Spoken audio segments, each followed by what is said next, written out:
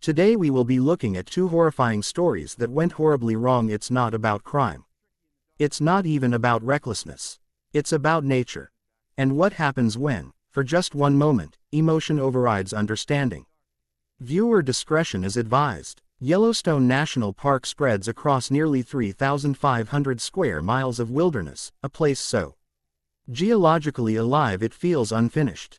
Beneath its forests and rivers, the earth is thin, fragile. Magma pushes upward from miles below the crust, heating groundwater until it boils, pressurizes, and explodes skyward in geysers that can reach hundreds of feet into the air.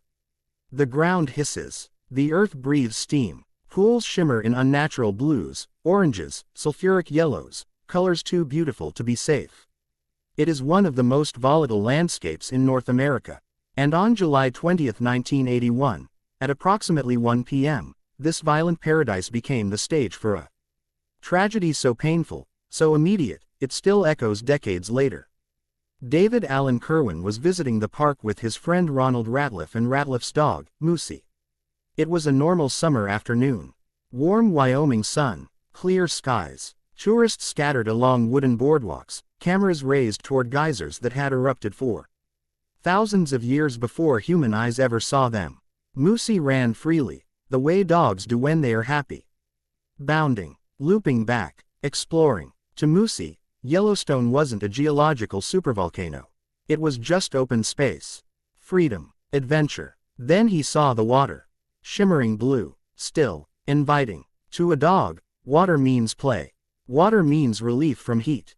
Water means joy. Moosey didn't know that some of Yellowstone's water doesn't come from rain or snowmelt.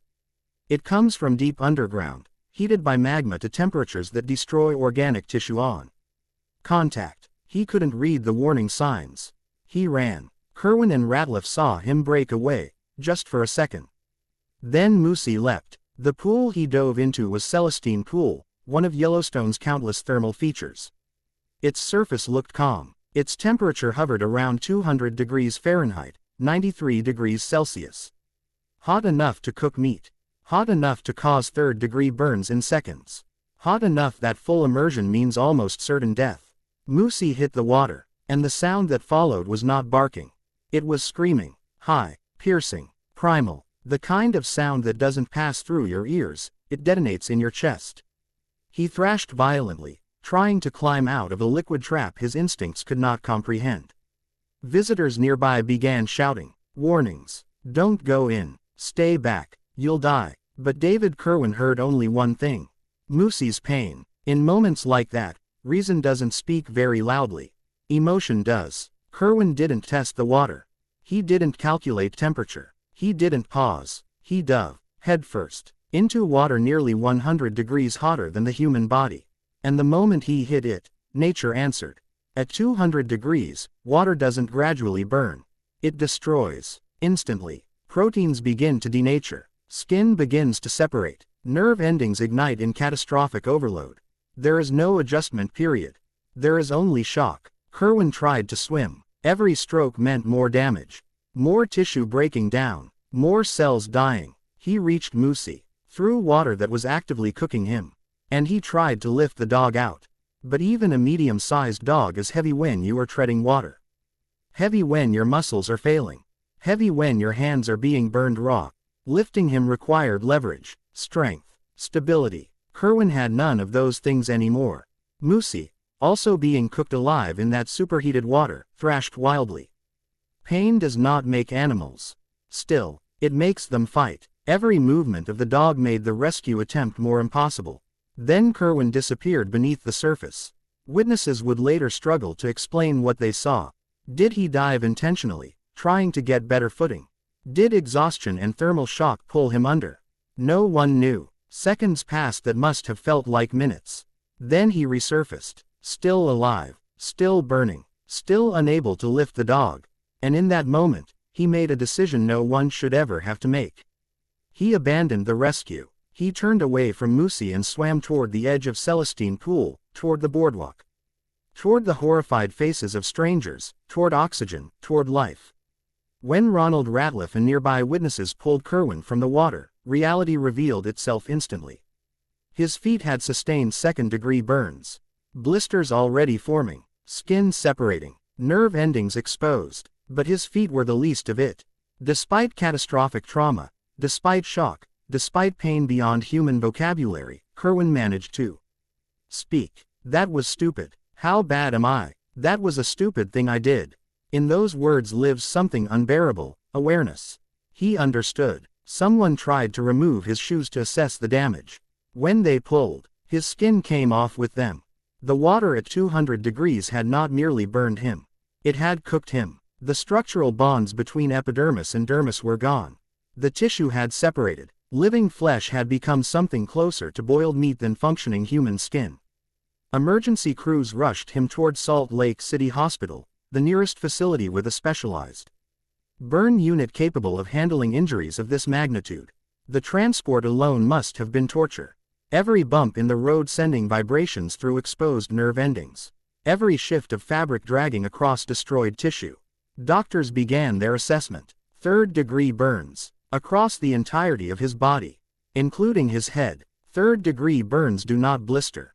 They annihilate. They pass through epidermis and dermis, through subcutaneous fat, sometimes into muscle.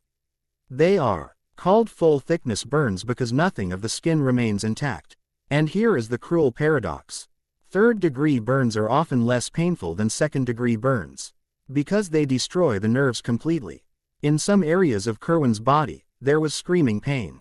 In others, there was nothing. A body half alive with agony, half dead with silence. The immersion had also destroyed his eyes. The extreme heat had damaged them beyond recovery. He could not see the doctors working over him. Could not see his friend. Could not see the park he had been walking through moments earlier. He would never see again. The medical team faced a nearly impossible situation. Burn treatment at this scale is a war fought on multiple fronts. Fluid resuscitation to prevent shock. Aggressive antibiotics to prevent infection. Airway management. Pain control. Surgical debridement. The removal of dead tissue. Skin grafting, if the patient survives long enough to attempt it. But when total body surface area approaches 100%, survival statistics collapse toward zero. The human body is not designed to function without its largest organ. And in that moment, in that sterile hospital room far from Yellowstone's steaming pools, nature's indifference had already written most of the outcome. Removing dead tissue, flushing wounds, trying to replace the skin that had been turned to ruin.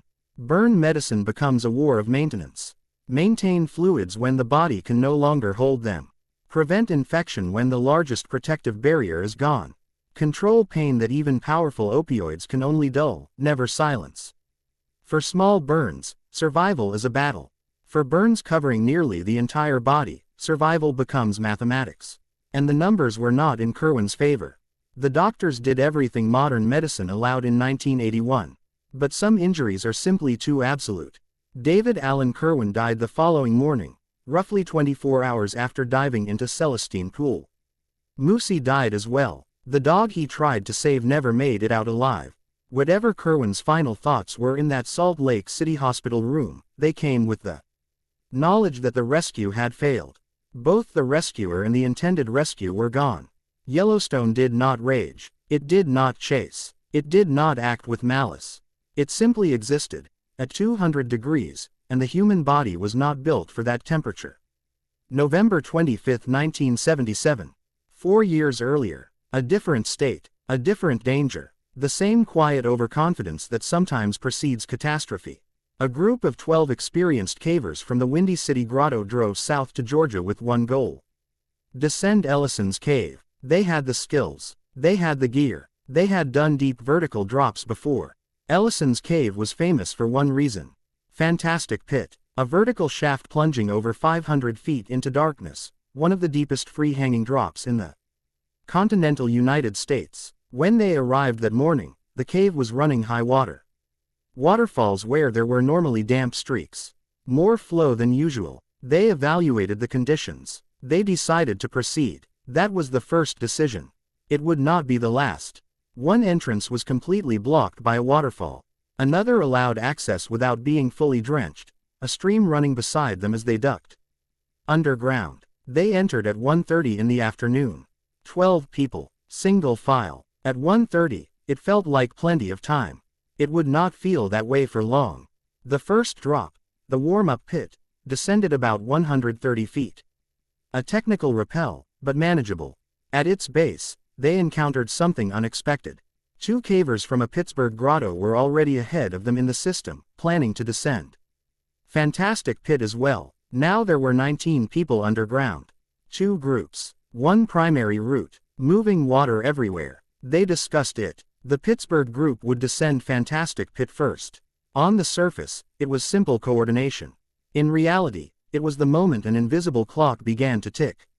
Fantastic Pit is over 500 feet deep. About 200 feet down, a waterfall was spraying the rope with continuous mist. A wet rope behaves differently than a dry one. Friction changes. Control becomes harder. Descending devices heat unevenly. Speed must be reduced. The cavers did what trained people do. They went slow. They were careful. And caution, in this case, cost time. Time was the one resource no one realized was draining away. At the bottom of Fantastic Pit lies a chamber known as Tag Hall. By the time both groups gathered there, the atmosphere had shifted. Water from the falls created a constant spray. That spray created wind. The wind drove the cold into everything. The cave temperature hovered in the low 50s Fahrenheit, steady year-round. 50 degrees feels manageable when you are dry and moving. When you are soaked and stationary, it becomes predatory. The 19 cavers pressed themselves against the back of Tag Hall, seeking shelter from the spray. Some pulled plastic bags from their packs, creating makeshift vapor barriers.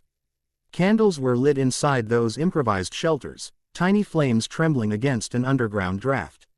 A few inches of plastic, a candle flame, and hope. One caver was already cramping from the descent.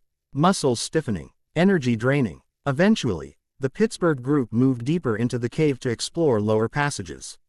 The Windy City group remained in Tag Hall, waiting, trying to stay warm, trying to stay patient. Hours passed. Outside the cave, the temperature began to fall. None of the cavers underground knew that a cold front was moving in. None of them knew rainfall upstream was increasing. Water does not ask permission before rising. And deep inside Ellison's cave, 19 people were now positioned beneath a 500-foot shaft, with a single primary rope, in a system already running high. The clock kept ticking. Silently, night closed over Pigeon Mountain without mercy. By the time the first climbers emerged from Ellison's cave, the air outside had fallen to 23 degrees Fahrenheit. The kind of cold that doesn't just sting, it seeps in and waits. Jim Quaid was among the first to make it out. He had ascended through hundreds of feet of wet rope, his clothes soaked from waterfall spray, his hands aching from working ascenders in freezing conditions. When he pulled himself onto the mountain's surface, the shock of the temperature shift hit like a wall. But the cold wasn't the worst part. One of the Pittsburgh cavers who had already exited was stumbling down the trail, confused, incoherent, unable to form proper sentences. This wasn't panic. This wasn't drama. This was hypothermia. Core temperature dropping to the point where the brain begins shutting down. Quaid got him to the vehicles. Got him into warmth. And then he stood there in the freezing dark and counted 18 people still underground. 18. Wet, cold, facing a 500-foot ascent through a soaked vertical shaft. In a cave already running high water. The descent had taken far longer than expected. The climb out would take even longer. And the temperature wasn't rising. Quaid did what experienced cavers do when pride no longer matters. He asked for help. He went to nearby homes, knocking on doors in the freezing night, explaining that nearly 20 people were trapped in a cold-soaked vertical cave system. One of the men who answered was Smokey Caldwell. Caldwell didn't hesitate. He gathered other experienced local cavers, organized support, built a fire at the cave entrance, positioned gear and warm supplies, prepared for a long night. People who had never met those trapped underground now committed themselves to staying awake in 23-degree temperatures, tending a fire for strangers emerging from darkness. Inside Ellison's cave, the arithmetic of survival had begun. The Pittsburgh group was ascending first. They were in worse shape, likely from pushing deeper into the cave earlier, expending energy they now desperately needed. Pairs climbed together because solo ascents were becoming too taxing. Each pair took approximately 2 hours to clear Fantastic Pit. 2 hours. Do that math. Multiple pairs still waiting below. Each hour meant colder bodies. Each delay meant weaker hands gripping rope. And hypothermia doesn't announce itself dramatically. It creeps. You feel tired, but you were already tired. You feel confused, but caves are confusing. Your fingers won't work, but the rope is wet and your gloves are soaked. You think you're just uncomfortable. In reality, your body is losing the ability to generate heat.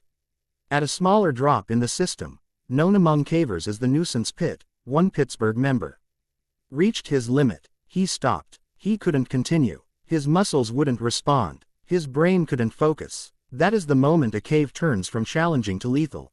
Caldwell's team had staged warm clothing and food near the entrance, anticipating this exact possibility. Someone carried those supplies down. Warm calories, dry layers, just enough recovery to restart the human furnace. The exhausted caver rallied and continued upward. But the clock was still running. And below, others waited in Tag Hall, soaked and shivering, their candle flames long extinguished. One by one, pairs ascended Fantastic Pit. Ropes sliding through mechanical ascenders. Water spraying continuously. Muscles burning. Hands numb. The climb that had been merely technical in the afternoon had become a test of will by midnight. At the entrance, Caldwell and the support crew rotated exhausted climbers toward the fire as they emerged. Steam rose from clothing as frozen fabric thawed in flickering orange light. Some could barely speak. Some couldn't stand without help. But they were alive. Hours passed. The mountain remained locked in 23-degree cold. Eventually, after nearly 10 hours of vigil, the last cavers emerged from Ellison's cave. No one died that night. But it came close. Later analysis made the lessons painfully clear. High water conditions should have stopped the trip before it began. Large groups dramatically increase underground time. Wet rope plus freezing air equals exponentially rising risk. Cold kills slowly, and that makes it harder to recognize. There was no dramatic collapse. No sudden flood. No single catastrophic moment. Just time. Just water. Just cold. And the narrow margin between adventure and obituary. Ellison's cave did not attack them. Yellowstone did not attack Kerwin. Royal Springs did not attack Morgan. Nature does not rage at you. It simply exists, indifferent, immense, and governed by physics that do not bend for emotion, experience, or confidence. In each of these stories, the fatal element wasn't recklessness in the obvious sense. It was something quieter, a decision that seemed reasonable, a risk that felt manageable, a moment where conditions were probably fine. And then time began to pass. And physics began to add up. And the body, no matter how strong, reached its limit.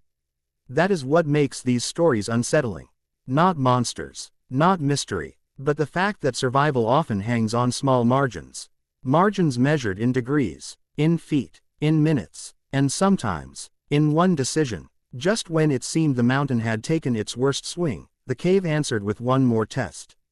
At the warm-up pit, 130 feet of rope, the final vertical barrier before open air, another climber began to fail. Hypothermia does not collapse you all at once. It subtracts. Strength first, clarity next, then will. Mid-ascent, one more member became severely hypothermic. His movements slowed. His coordination faltered. The rope that should have been routine now looked impossibly long. That 130 feet might as well have been a mile. Smokey Caldwell saw exactly what was happening. He understood the arithmetic of cold. He knew that, if that climber stopped for too long, gravity and freezing air would finish what exhaustion had begun. So Caldwell made a decision that defines rescue at its purest. He clipped himself to the rope. He clipped the hypothermic climber below him. Connected by a sling, two bodies on one line. And he climbed. He hauled a grown man upward through wet rope and freezing air. Not because it was easy, not because it was safe, but because leaving him there was not an option Caldwell was willing to consider. That is what leadership looks like underground. Not authority, responsibility. Higher in the system, the last Pittsburgh explorer to attempt Fantastic Pit faced a quieter but equally terrifying failure. He could not rig his ascenders. These were devices he had attached to rope dozens, maybe hundreds, of times before. The process lived in muscle memory. In habit. In hands that knew the sequence without conscious thought. But hypothermia had slipped into the machinery. His fingers would not obey. His brain could not sequence the steps. Someone else had to attach his gear for him, set up the very system that would allow him to climb out alive. That detail matters, because it proves something essential. Experience is not immunity. Skill is not armor. The cold erases credentials without asking. One by one, the climbers cleared the rope. 30 hours after the first person had entered Ellison's cave, the last caver emerged into the Georgia night. 30 hours. The fire Caldwell and the local team had built still burned at the entrance. It had been burning for 10 hours straight. Fed, guarded, maintained by people who refused to leave. Steam rose from soaked clothing as bodies thawed beside orange light. 19 people walked away, and afterward, the analysis was direct. The cave was running too much water for a group that size. 19 people moving through the same sequence of drops created unavoidable delays. 2 groups sharing one vertical system meant bottlenecks. Time accumulated. Cold accumulated. Risk compounded quietly. Stronger leadership might have turned the group around at the entrance. Better judgment might have seen the high water and falling temperatures and chosen another objective. The cave did not care how experienced they were. The cold did not respect certifications.